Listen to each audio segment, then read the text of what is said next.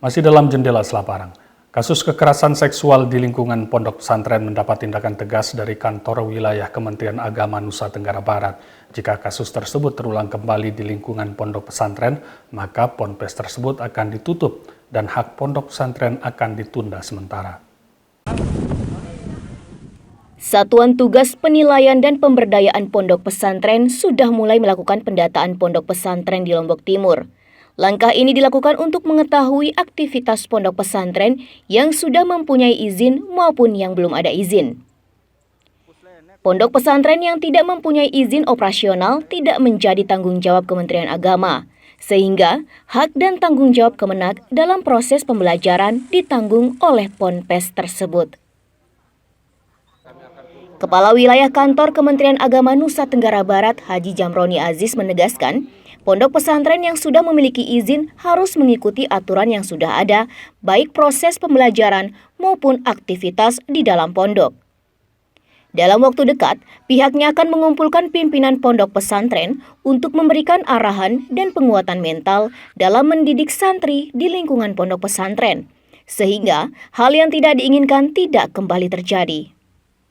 Ia menegaskan, jika terjadi kasus kekerasan seksual terhadap santri di lingkungan pondok pesantren yang sudah mempunyai izin, pihak Kemenak akan mengambil tindakan keras, berupa penutupan dan hak pondok tidak diberikan sementara.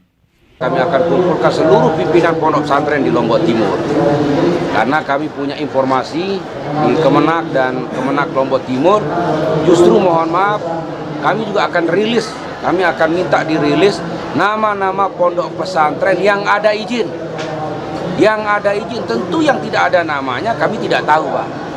Nah, ini juga menjadi persoalan dan saya kira karena persyaratan untuk membuat pondok pesantren itu kan tidak gampang, Pak.